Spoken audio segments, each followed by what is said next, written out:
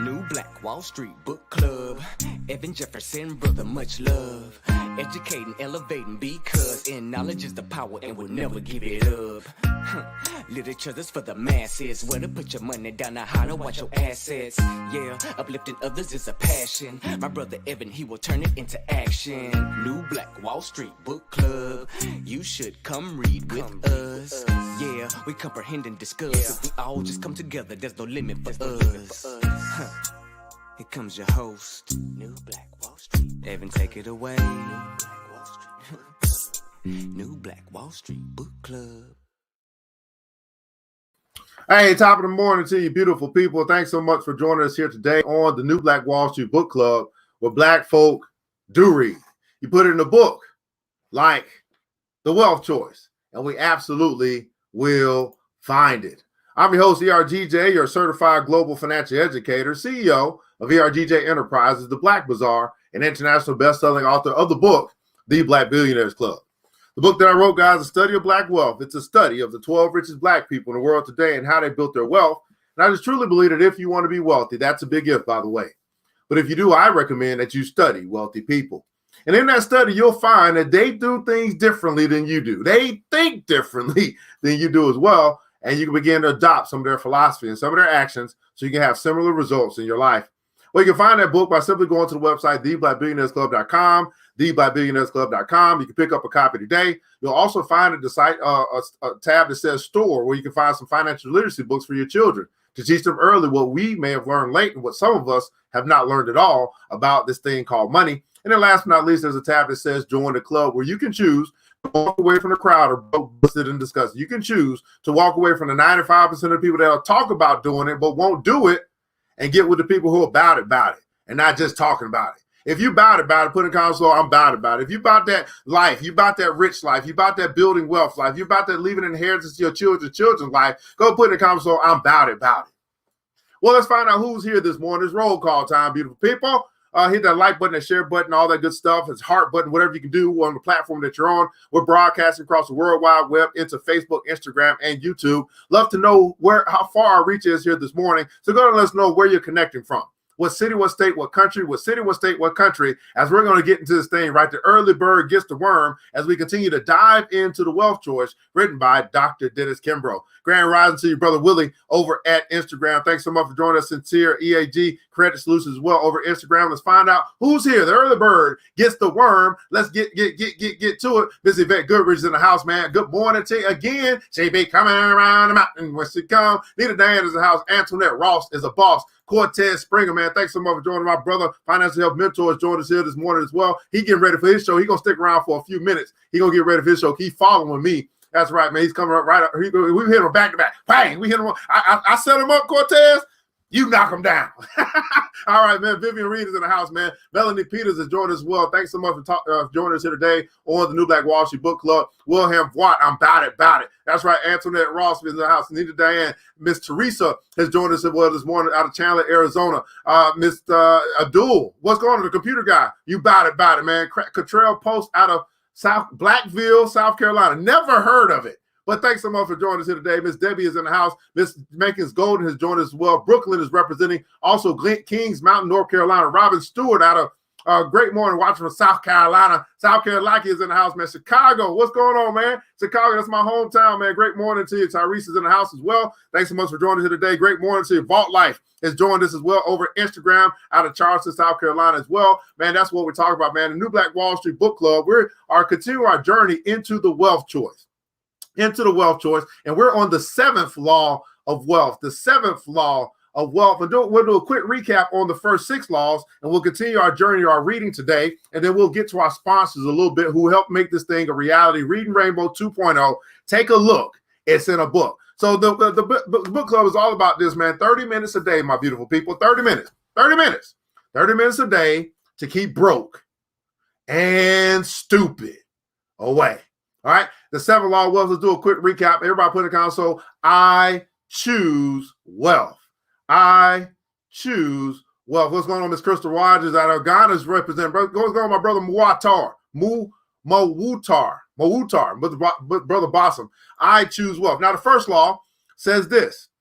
The first law of wealth says this. All right, that wealth begins in the mind and it ends in the purse.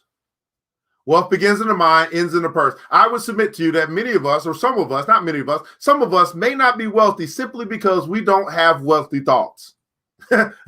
Some of us are not rich because we just simply don't have rich thoughts as it relates to economics. You might be rich in a lot of different areas in your life, but I'm talking about your bank account. Let's just get it. I'm talking about your bank account. Okay? Simply because we don't have wealthy thoughts, we don't have wealthy conversations, we continue to entertain poverty in some way, some form, entertaining lack. Wealth begins in the mind and ends in the purse. So so understanding that, we say, hey, well, if I want to be wealthy, then I must begin to consume wealthy things, right? Read the wealth books, right? So many years, many people live their life, 30, 40, 50 years, never read anything about money. Think about that for a second. No wonder, if I look at your library, do I see anything that's got to do with money? No wonder why we might be missing it, because they put it in some books. Matter of fact, the greatest financial literacy book ever written is the Bible, and people won't read that. No wonder why we might be in a position financially that we're in, because we simply don't consume wealthy things. Now, it's the same thing if we start talking about your health. Hey, how can you be wealthy if you don't consume healthy stuff? No different. Garbage in, garbage out, good stuff in, good stuff out.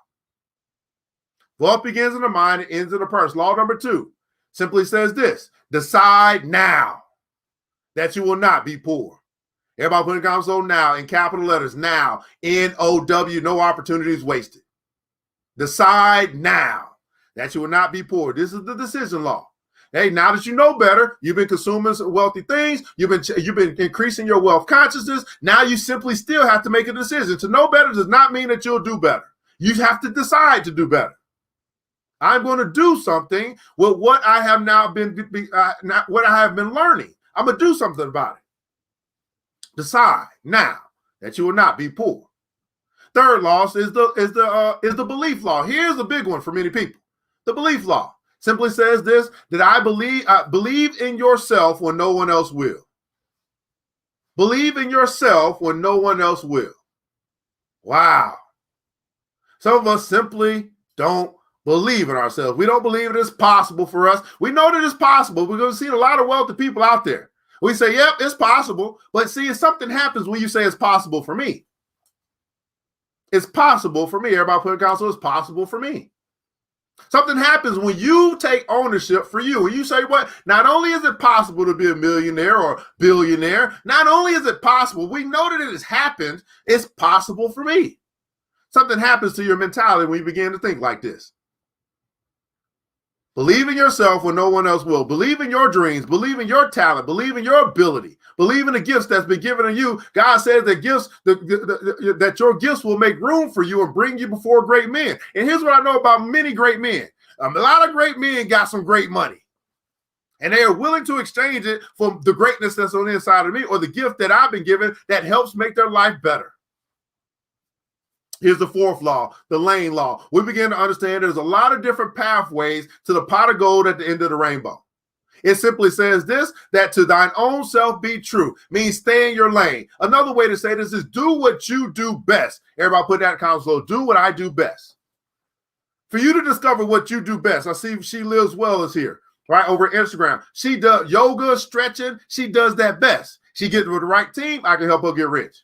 Because I'm just going to help her focus on what she do best and make sure that the masses now see her. And next thing you know, not only is she doing what she do best, but she's solving that problem that has to do with health. And then she's serving a lot more people. Her wealth is simply in serving more people.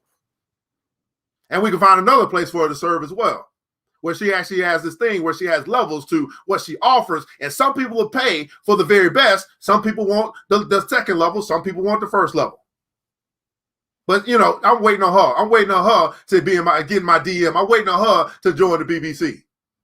At any rate, do what you do best. To thine own self be true. There is wealth in your path. There is wealth down the yellow brick road, and you simply doing what you do best. The fifth law. The fifth law. This is the service law. Well, we begin to understand, you say, you know what? Not only do I do what I do best, now the service law says, how may I serve you? You become a servant leader. You wake up each morning, you say, you know what? How can I serve more people and solve more problems? Right? You become a solution-oriented person. You become a problem solver to the things that hurt people in their life. You solve their problems, they give you their money. Let me say that again, very simply. You solve their problems, they give you their money. You see what I'm saying? So now we start to say, you know what? Not only am I going to do what I do best each and every day, all I got to work on now that I've discovered what I do best, now that I've accepted what I do best, now that I've accepted the gift that's been given to me, now I just simply do it every day. I do it better and I do it more. You serve more and you serve more and you serve better. So I do what I do best more and I do what I do best better every day. Everybody put in console every day. Now, what happens if you continue to get better every day? What happens if you continue to serve more people every day? What happens when you serve them better every day? What happens when your customer service is immaculate? More people want to do business with you. That moves us into the sixth law. Own your own business. Now, it's almost impossible for you as a person who begins to develop a wealth consciousness, who decides that you will not be poor, who believes in yourself when no one else will, who will do what you do best, and you do it every day to the point that you try to get better every day and you try to do more of it. It's almost impossible for you not to get to a space where you own your own business because everybody's flocking to you. Everybody wants your service. Everybody wants your product, and you outgrow your boss. You outgrow the contract. You outgrow the middleman. You simply outgrow them because you grew. If you want things to increase in your life, you increase. You want things to get better in your life, you get better. You want things to change in your life, you change.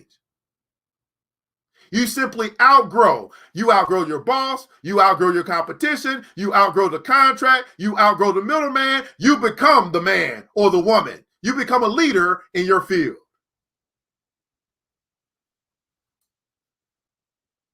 And now we're on to the seventh law. Make your money grow. Understanding that there are ways that our money will go out and make money for us. Matter of fact, there's some people who woke up this morning. You woke up this morning to a paycheck. You went to bed last night. You woke up this morning and had more money in your account than when you went to bed last night. Some people are learning this. Some people have learned this, that our money can work harder for us than we work for it. Our money can work 24 hours, 7 days a week. We got to go to sleep. So once you begin to level up in your thinking, level up in your education, learn what you don't know about money, you start seeing a whole nother world. You're like, wait a minute.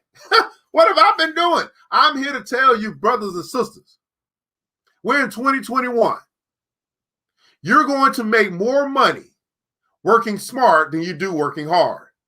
You're going to begin to make more money with your brain than you will with your fingers. Think about this for a second. Pinky and the brain. Who's the boss? Who's the boss? Pinky would always ask Brain what to do. Now, what would happen if Brain was asking Pinky what to do? That wouldn't make much sense. Pinky would say, hey, Brain, what are we going to do today? Because Pinky don't know. Pinky just want to do whatever Brain tells him to do. That's how you understand that just in that simple cartoon, that your brain is powerful. Your brain, you got this thing called brain power that you can turn into capital. You can literally take what's in here and you can turn it into money. You can take what's in here. You can turn it into wealth. It says, man, you've been given the power to create wealth. Where does creation come from? It comes from your brain. There's more money in what you know than in what you do. Let me say that again. I think they just woke up. I think they just got up. There's more money in what you know than in what you do. For a long time, I thought, man, I just got to work harder. No. Now I know I got to work smarter. I can let other people work hard because that's what they want to do. Everybody put that in comments. There's more money in what you know than in what you do. Here's how we're able to take people from 6 figures to 7 figures. Here's how we're able to take people from thousandaires from hundredaires to thousandaires, from thousandaires to million. Because they begin to understand there's more money in what I know than in what I do. Now, here's the problem. Most people want to do. There's nothing wrong with that. That's great. That's a great start to building your wealth, building your capital, building your empire, you doing it. What happens when you get to a space where you start making money off what you know?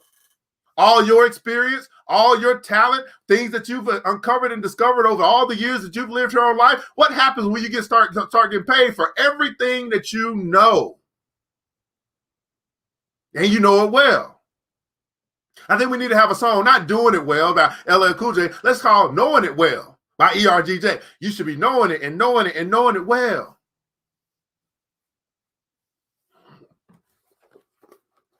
Make your money grow. The seventh law. Let's continue where we left off at. Yesterday, we left off talking about part of all you earn is yours to keep. Pay yourself first. And we left off with this statement. He said, because money goes where it is treated best. Ask yourself, how have you been treating the money that has come into your hand? Does it fly away like a bird? Or does it multiply? Let me ask that question again. How have you been treating money? The money that is coming to your hand. Many of us have handled hundreds, thousands, millions of dollars over our lifetime. But how have you treated the money? Has it flown away like a bird? Or does it go to work for you, multiply, and bring back more money? Now you might be saying, well, I don't know how to. Well, hey, that's why you get with the right crew of people. We'll show you how to make your money work harder for you than you work for it. Patient investor. Patient investor. New Black Wall Street Book Club. Let's read. Searching for silver linings inside the derailed U.S. economy. They are out there for the brave and resilient, just as John Rogers Jr., a seasoned investor, as seasoned investors have more. What? Just as John Rogers Jr., a seasoned investor who has more than 35 years, a stockbroker pioneer, maintains that amid the ashes of the financial crisis of 2009 exists one of the greatest entrepreneurial environments in years for those determined to make their money grow. Once his father gave him shares of stock at a 12th birthday gift, IBM, Greyhound, General Motors, and American Can, John Rogers was hooked. By his senior year in high school, he hired his own broker, whose office he visited to read the ticker and pore over stock quotes in the Wall Street Journal. 4 years later, he became one of only a handful of his race, gutsy and resilient enough to try his hand within this unsure and sometimes volatile industry. John Rogers Jr., in case you don't know who that is, he actually is a broker. A black-owned broker called Ariel Investments. You might have heard the name Melody Hobson. Well, Melody Hobson works with John Rogers, who started the business. Okay, so we do have black folk in the stock market. We do have black folk who run investment firms. Y'all might have heard of Fidelity and Vanguard. Well, there's a black-owned one called Ariel Investments by John Rogers, Melody Hobson. Okay, John Rogers Jr. was born in 1958. His well-to-do family regularly discussed politics, money, and philosophy at the dinner table.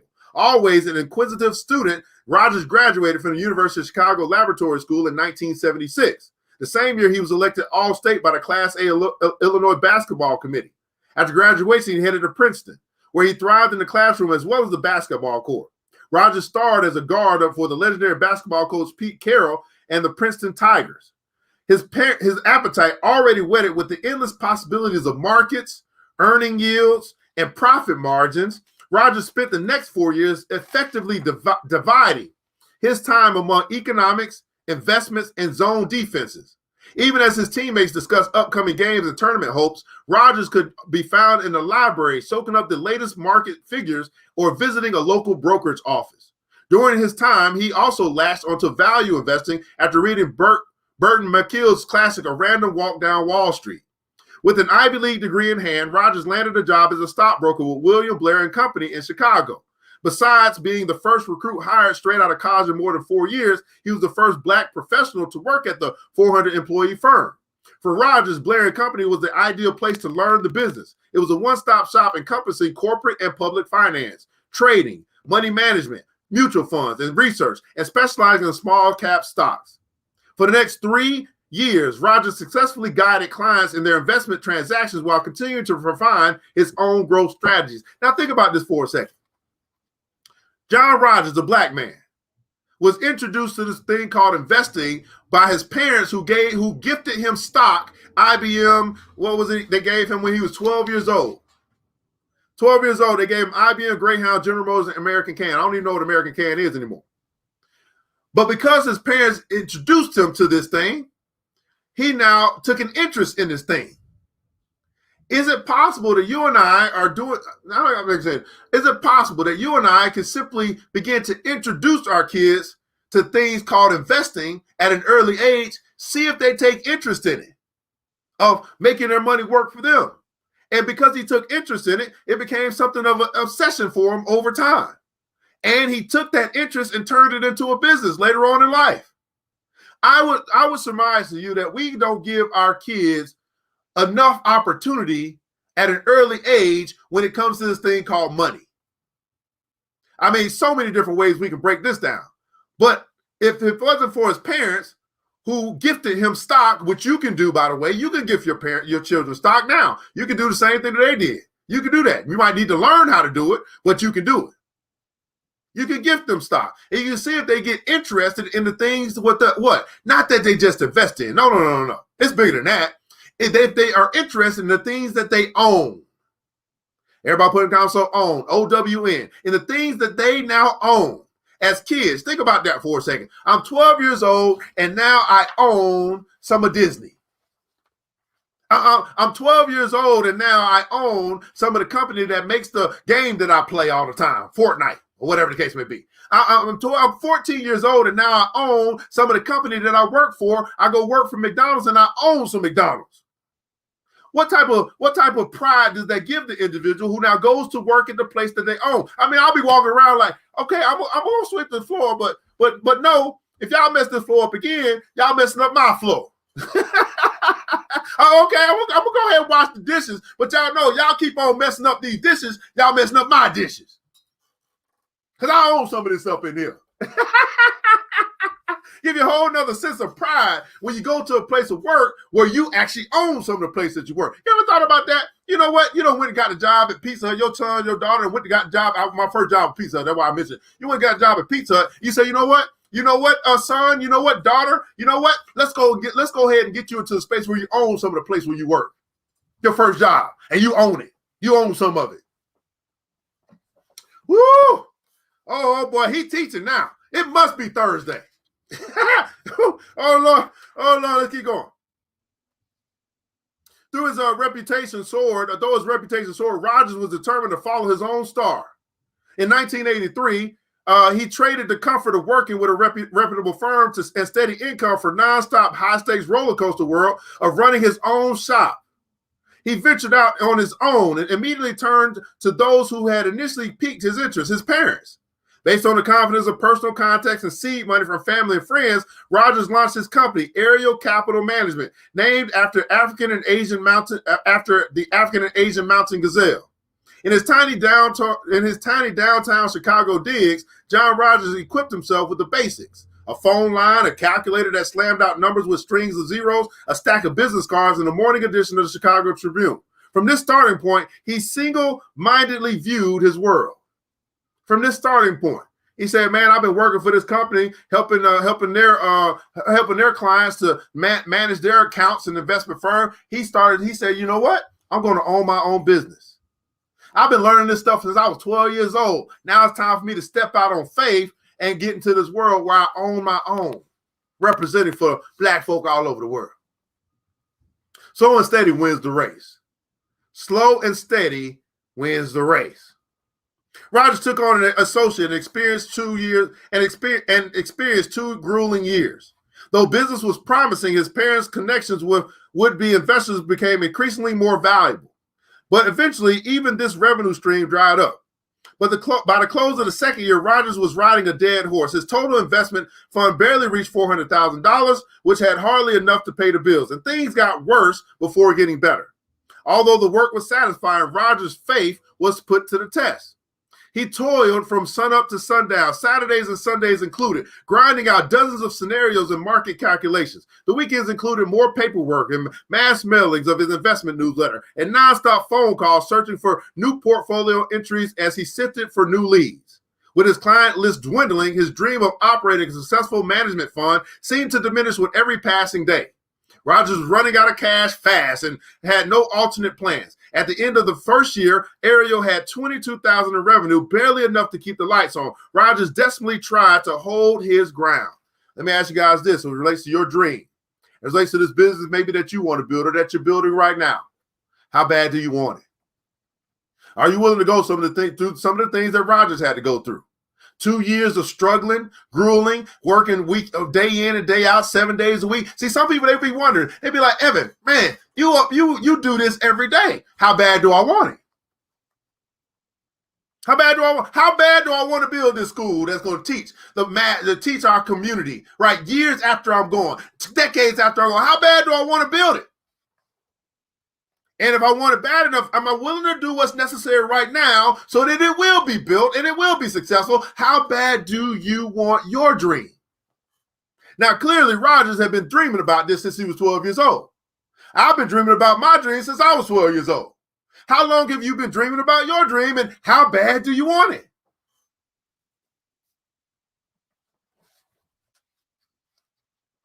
Not only did I lack revenues, but I had no hope of accruing any revenues in the near future. It was tough keeping your composure when everything you worked so hard for begins to unravel.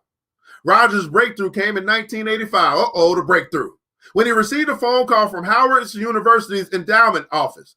The predominantly black institution was searching for safe havens for his investment dollars and had discovered Rogers' outfit through a mutual friend.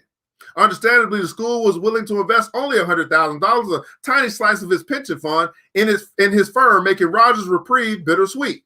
He had hope for more, but he was confident that his strategies would turn the collective heads of the school's development office.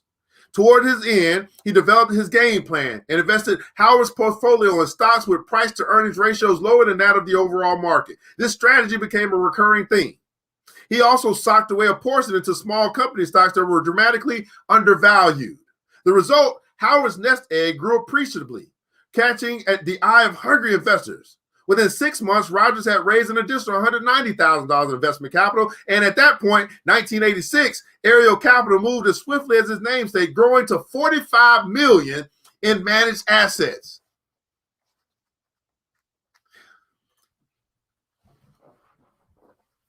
Brother Rogers dreamed since he was 12 years old.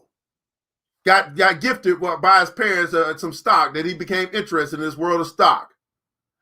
Went and worked for a firm and is coming out of college. Decided, man, I got to go do my own thing. 2 years of struggling. Now, this brother was talented. He was good. But that didn't matter. He still had to go through the process. He finally got an opportunity. Someone had heard about him from somewhere, this place called Howard, that gave him, said, you know what, go and invest this for us. And now, after that breakthrough, that opportunity came, and now he did something for them, and they start telling everybody else. In 1986, it grew from where he had, $22,000 in revenue or $100,000, something like that, to $45 million he was managing now, or his firm was managing. See, here's what's interesting about the breakthrough. See, some of us, we quit before the breakthrough comes. But when it comes, when the breakthrough comes, that's when the rain starts to pour, the blessings start coming upon blessing upon blessing upon blessing. That's when you start beginning to go from faith to faith, from glory to glory. Just like that. I don't know how many guys have been in a situation where it just seems like out of nowhere, someone turned on the faucet. The faucet got turned on in your life. And there was just water just poured down, water of a blessing, water of fortune, water of opportunity that was happening because you stood your ground. It says, be not weary in well-doing, because if you faint not, you shall reap a harvest. Do not grow weary in well-doing. Brother Rogers did not grow weary in well-doing. He stayed the course. He stayed in his lane. He did what he does best. And eventually, the breakthrough came. I don't know who this is for this morning. You might be dealing with some stuff right now. Who knows? We just came out of pandemic. We're still dealing with pandemic. Do not grow weary in well-doing. Same thing happened for me. Same thing probably happened for many of you. There's plenty of stuff that I started that it just wasn't panning out. And I was like, man, maybe it's time for me to just let that go because it ain't working right now. It didn't mean it wasn't going to work. It just wasn't working right now. Black Man Monday, I was ready to let that go. Black Woman Wednesday, that been pretty dope ever since we started. He Say, She Say So, I was ready to let that go. But I just kept plugging along because I knew it was a great idea. I knew it was what? It was only a matter of time. Everybody put that in comments below. I'm telling you, you know that you're doing a good work. Now, you may need to work on strategy. You may need to work on a few things. But for many of you, it's only a matter of time. You were built for this. Whoo! Whoo, Lord. Rogers quickly perfected a creative but conservative investment style, best summed up by Ariel's motto borrowed from Aesop's fable, slow and steady wins the race. Rogers' overriding philosophy is one of patience, timing, and making the most out of a down market. Warren Buffett has captured my attention for close to 30 years. He's captured mine too. I've read nearly every book and article about him as well as his investment strategy. Buffett's main principle, his circle of competence, never deviates. In other words, you only invest in products and companies that you understand, period. By 2004, Ariel employed more than 70 analysts, researchers, and traders while managing nearly $17.5 billion in assets for an array of clients. Wow. 2004. What's going on? It's only a matter of time. Moreover, Rogers reached a personal goal. He created the first two U.S. mutual funds managed by African Americans. The Ariel and Ariel Appreciation Funds each received 4-star ratings. By mid-40s, Black Enterprise magazine recognized him as a master wealth builder. Believe it or not, at 54, this trailblazing, ahead of his time financial investor has seen it all. The booms and the busts. The money rushing hungrily into stocks and then fleeting in fear. From the time his investment firm broke ground to the endless days when Rogers was forced to travel with hopes of convincing the endowed to divvy up parcels of their funds to smaller but no less capable Black investors. Skeptical whites and overly cautious Blacks nearly ran him out of business.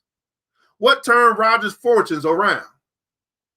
Obviously, the general easing of opportunities within the finance arena for minorities, not to mention a burning gumption to succeed. However, his textbook's approach, which pruned the recklessly speculative aspects of investing, was what won investors over. His ability to produce under fire, to employ cautiously aggressive growth strategies, and his immensely popular message, slow and steady wins the race, has won the race for Rogers. And throughout that time, Rogers has never regretted that it was his name on the letterhead.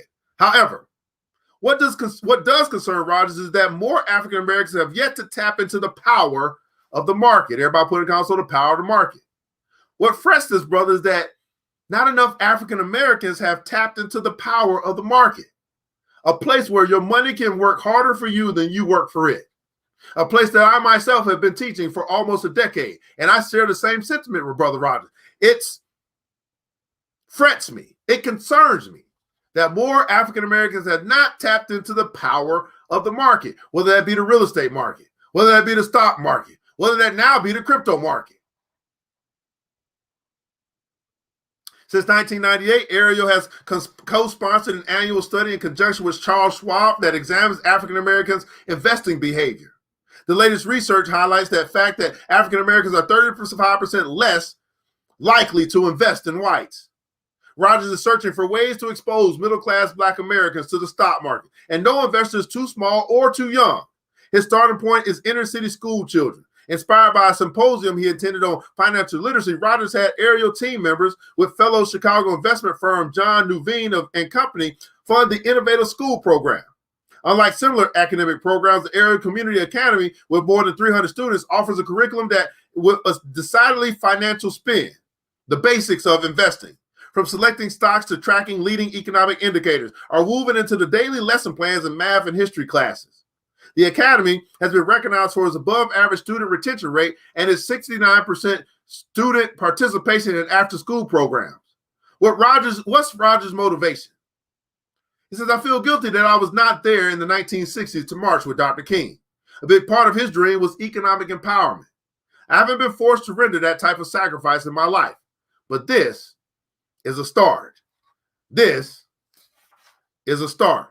Now, they have some interesting, I guess you could say, wow. I'm going to go through this table. I don't know where I was supposed to catch this at, but this table here of behaviors and percentages. So this first question was, how much will you need in total for a secure investment? Right? And I guess these are questions that were asked. 67% of the people who took this survey said more than $1 million. What percentage of your monthly income gross do you save or invest right now? Less than 5% said 11% of the people. 6 to 10, between 6 to 10% said 27% of the people, which is the most. More than 25%, about 14% of the people say they invest, they save or invest of their income. How much money do you invest per month into your retirement account? Per month. 63% said that more than 500% invest. Wait a second. This must be. Oh, wait a second. Okay. With addition to more important elements, saving and investing, this is a fundamental strategy that the Black financial elite practice. Okay. Here was a questionnaire that went out to the Black millionaires, and here were some of the answers. So Black millionaires, they were asked how much will you need in total for a secure retirement? They said more than $1 million. 67% of them. How much of your monthly income or gross do you save or invest? 27 to 23% of them said between 6 to 15% of their gross income they save and or invest. Now, here's the deal. Some of us might hear this and say, well, they're millionaires, so of course they can invest 6 to 7%. I wouldn't go down that road if I were you. Here's what I found, that most people develop good habits when they don't have any money. And because they develop good money habits when they don't have any money, they actually get money, or they actually keep money, or they actually grow money.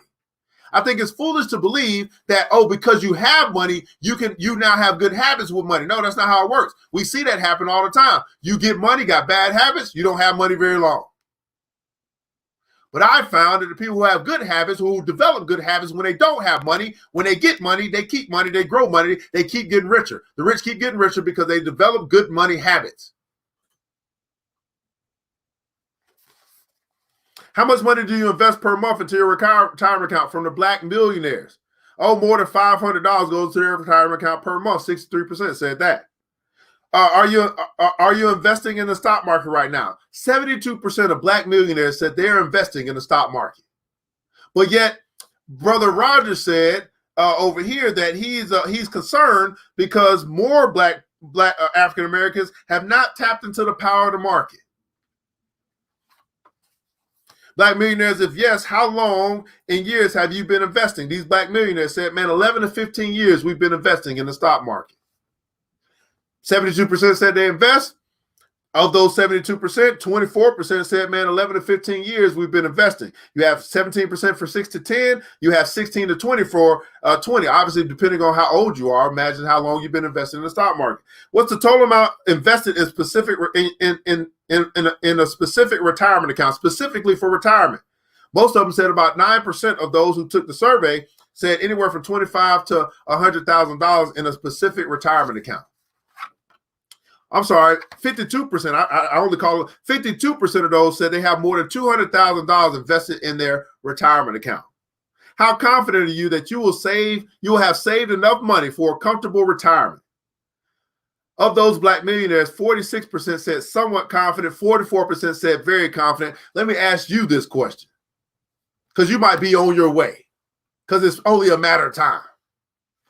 How confident are you? Those that are watching us here live right now, how confident are you? It's on page 257 that I have here. I hope it's the same book. How confident are you that you will have saved enough money for a comfortable retirement?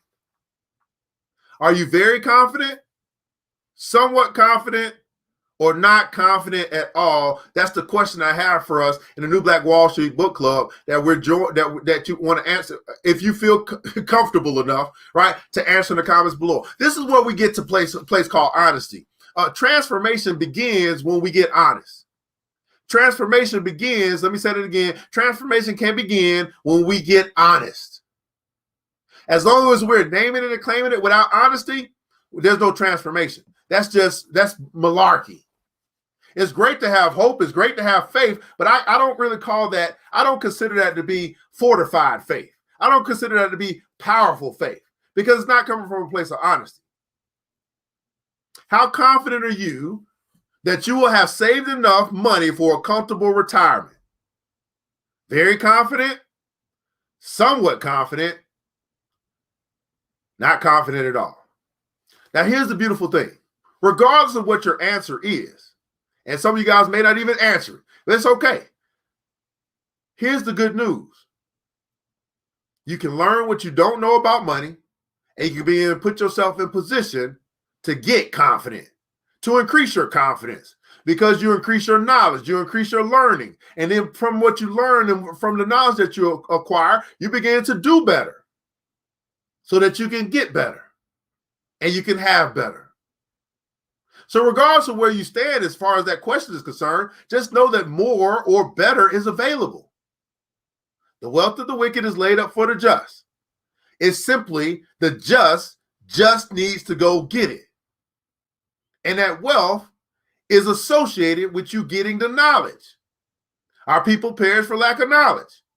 So what you don't know about money, what you don't know about investing, what you don't know is hurting you, whether you know it or not.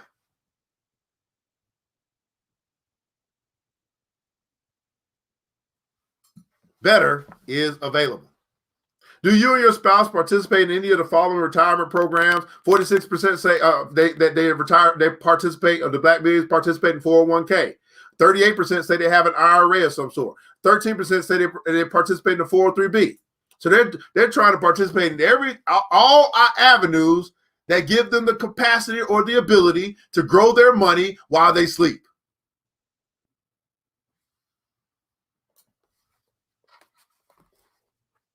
Now, my mentor, Brother Warren Buffett, who John Rogers mentioned, says this: if you don't learn how to earn money while you sleep, if you don't learn how to earn money while you sleep, you'll always be working for it.